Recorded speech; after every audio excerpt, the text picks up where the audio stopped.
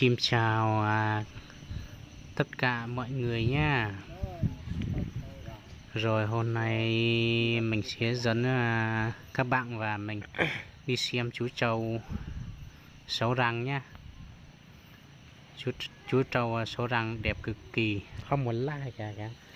Bây giờ trời nó đang mưa đây này. Trời đang mưa rào, cũng mưa không to mấy. Nhưng chúng mình cũng phải đi xem. Đây chú trâu sáu răng đang cột cái gốc cây này. Đang mưa đây này, trời nó đang mưa. Con này vừa mới sáu răng bằng thôi nha anh em nha.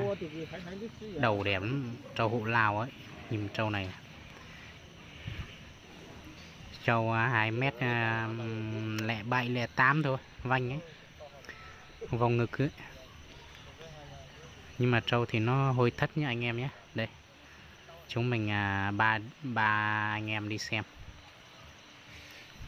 Bao tí lụt thế ạ. Tiếp theo đây, rồi chúng mình xem con này như thế này nhé. Chúng mình sẽ bắt đầu đi xem con cát này. Đây, con này là con trông bạn này nhá, đẹp cực kỳ. Trâu nó đem xì luôn, nhưng mà trâu nó hơi gầy. Lý do là do trâu nó kéo nhiều quá nha anh em nhé. Con này khói đẹp lắm anh em ạ. Đầu cũng đẹp, sừng cũng đẹp, nhưng mà do nó kéo quá nhiều nó gầy.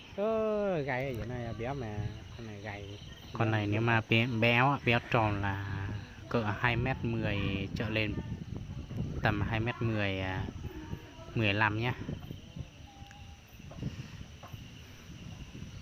Con này bán anh em nào thích thì cứ liên hệ với mình với cái số điện thoại là 09138 20532, 09138 20532.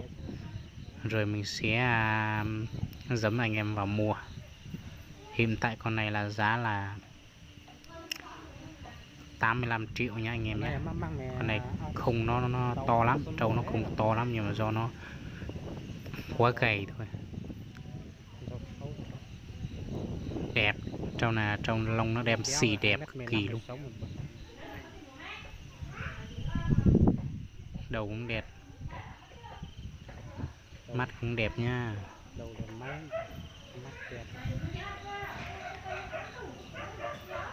Rồi mình dẫn anh em vào xem như thế này, và nhớ đăng ký kênh ủng hộ cho mình nha. Cảm ơn rất là nhiều.